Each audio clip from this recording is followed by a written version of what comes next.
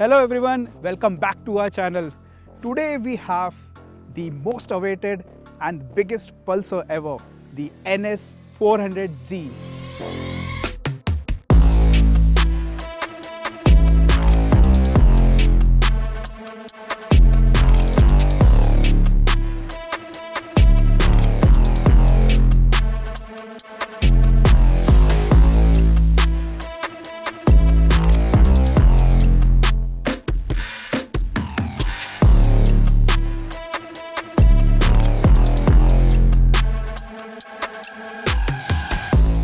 Ever since the launch of NS200 more than a decade ago, the world has moved on from 200cc to 400cc.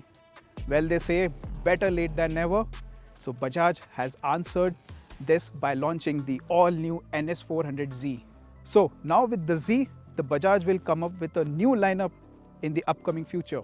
Starting from the front, you will notice that it has a similar fascia to N250, but in this bike you will get this cool big Thunderbolt LED DRL. In the center you get LED projector headlamps and LED turn indicators. Along with that you also get 43mm USD forks in the front with this champagne gold finish, and at the rear you get 6-step adjustable monoshock suspension. In this motorcycle you get 17-inch alloy wheels with 110/70 non-radial MRF Zapper FX2 tire mounted on the front and 140/70 MRF Revs tire mounted at the rear, which is radial. So considering the power delivered from this 400cc engine, the Bajaj should have provided a bigger profile tire as well as a complete radial setup. However, to keep the cost in check, Bajaj has now provided with a low profile and a mix of non-radial and radial tires for now. Coming to the brakes, you get 320mm disc brake on the front and 230mm disc brake on the rear. It comes with dual channel ABS and has Gremica calipers. Coming to the side profile of this bike,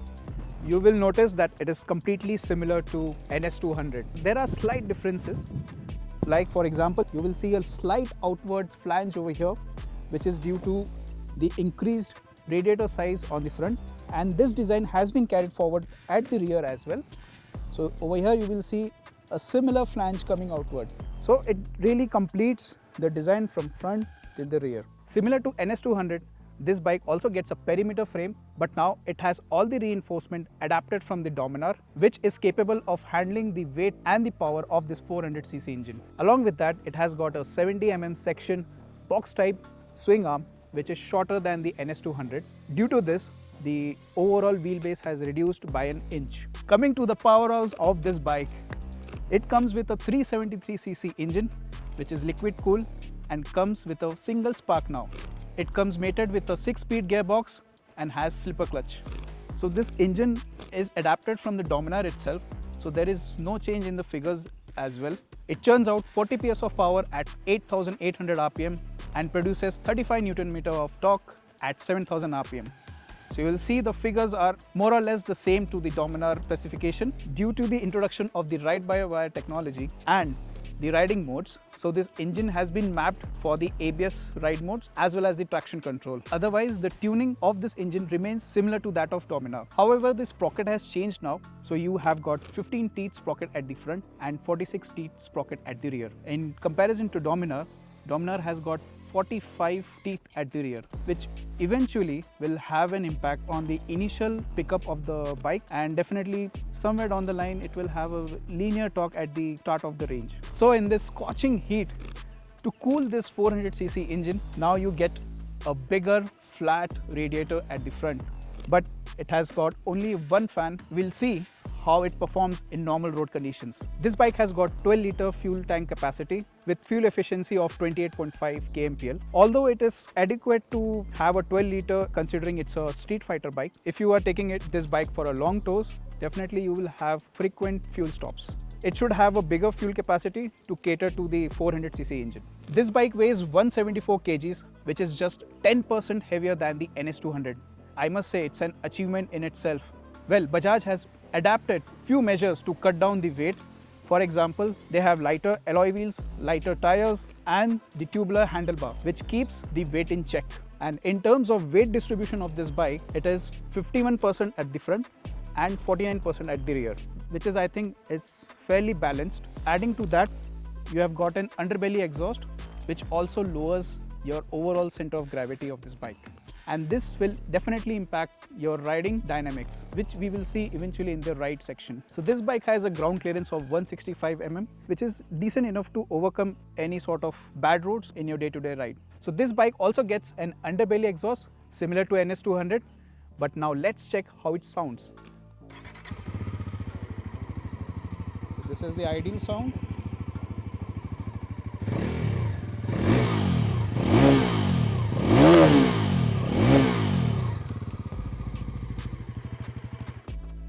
Man, it has got a really growling sound with that NS200 character in it. So coming to the seats, it has got the split step-up seat similar to that of NS200, but now you have got a better grippier seats. At the rear end, you have got LED tail lights and LED turn indicators similar to that of NS200. Coming on the saddle height is 805 mm. For your reference, my height is 5'10" and I can get both of my feet easily on the ground. But if you're 5'5", you can easily ride this bike. And due to the new tubular handlebar, which is slightly raised, the foot pegs are slightly rear set, similar to that of NS200. Your right triangle is much comfortable yet aggressive. Now let's check out the all new digital instrument cluster. So now you get a completely digital instrument cluster. You get a glass bonded color LCD screen over here, and on the right hand side you get a dot matrix screen with all the multi-info display. Okay, so in the main color LCD screen you get to see the speedometer, the tachometer, fuel gauge, gear position indicator, time, odometer, and the ride modes you are in. And coming to the dot matrix screen on the right hand side, you have all the trip information. Then when you go into the main menu, you have the vehicle info. In vehicle info you get to select the ride modes. It has 4 ride modes, that is road, sport, rain and off-road. So now I will select the off-road mode, and on this bike you also get a traction control. So the traction control is only switchable for off-road and sports mode, so you have to keep pressing the traction control to turn it off. And now you can see the traction control has been off and the traction control LED lights have been switched on. So coming back to the main menu, you have the connectivity option wherein you can connect your phone through Bluetooth and control the music as well. Then you have trip and bike information. You can see all your trip information like the distance travel, the average speed, average fuel efficiency, and the time you have been riding in this trip. Similarly, you have a trip B. Coming to the bike info, within bike info you get to see your battery voltage meter, and it shows the distance to empty as well. Along with that you have service indicator wherein it shows distance to service and other service related information down below. Coming to the main menu, you also get a lap timer. So within this lap timer you can record your lap time, and I think it can store multiple lap times. Then in the settings you get to select your favorite. Then you have quick select. So in this quick select option you can select the up button and down button what it should do. Then you have the date and clock setting. You can set the brightness of the screen, and down below you get a USB type A charger. Then coming to the handlebar, you get a tubular frame handlebar over here, which is the need of the Street Fighter, and you get really solid built switch gears now. So on the right hand side you get to see the hazard light switch now, along with the engine start stop switch and headlight on off switch. Coming to the left hand side, you have the headlight control, these 4 buttons to navigate through your main menu in the multi-info display. You have the turn indicator control and the horn. And now you get this really solid mirrors from the Dominar, and I really like this rear view mirror because it has a large surface area which ensures a greater visibility what's coming from your behind. Along with that you have got 5-step adjustable clutch lever and brake lever, plus it has got ride-by-wire throttle. Now we will be taking it for a spin and check out how the engine performs and how is the overall riding experience.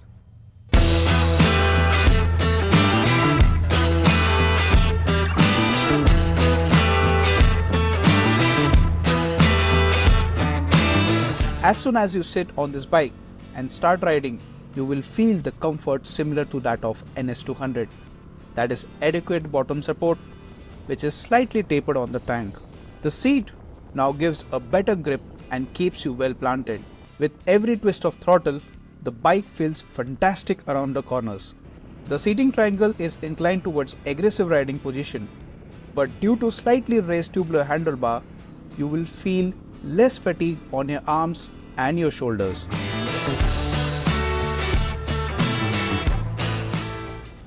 The engine feels tractable past 2500 mark on the RPM meter, giving you a linear power delivery across the rev band. The mid band is where I feel this bike picks up well and performs really well. You can easily sustain 100 to 110 km per hour with ease. However, the vibration starts to creep in very early on the handlebar, tank, foot pegs and rear view mirrors, starting from 2.5k mark and goes up till 6000 rpm. Past that, it fades away. You get to experience 90% of the torque by 6000 mark on the RPM meter. With the addition of 4 ride modes, it gives you freedom to choose the mode you wish to ride, depending upon the riding environment. In sports mode, the engine feels lively, ready to deliver power and torque instantaneously with a blip. It does not feel underpowered at all. In road mode, there is a slight dip in the initial power and the torque delivery, but comes lively in the mid-rev band. However, it takes more time to achieve the triple-digit speeds. In rain mode, the initial power and torque delivery is further delayed to prioritize the traction on the road. As expected, to achieve triple-digit speed, it takes marginal more time than road or sports mode, due to which the top speed is also affected. Overall, the traction control works fine by cutting down instant power and torque delivery to the wheels and keeps the traction maintained. I did not feel any wheel slip with aggressive throttle operation.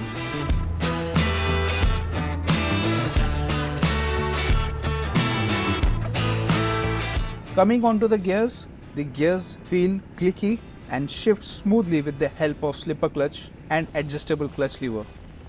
However, it struggles a bit to slot the neutral gear. You have to downshift quite frequently to avoid any knocking from the engine or while you are going for the overtakes. The brakes perform well and has a good bite overall under triple-digit speeds. With the addition of ABS-based ride modes, you can set the level of ABS intrusion depending upon the riding conditions. In off-road mode, the ABS is least intrusive, followed by road and sports mode with more intrusive ABS, and then the rain mode with the most intrusive ABS. The brakes give good confidence while going into the corners. However, past triple-digit speed, it starts to lack the feedback, which I reckon can be achieved by having sintered brake pads instead of the organic ones that are fitted currently.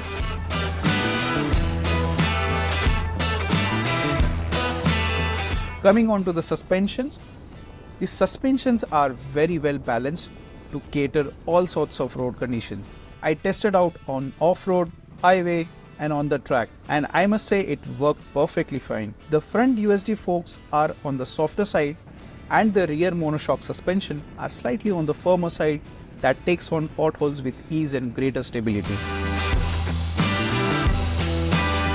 With overall lightweight, underbelly exhaust and shorter wheelbase, the bike is agile and feels fun to ride.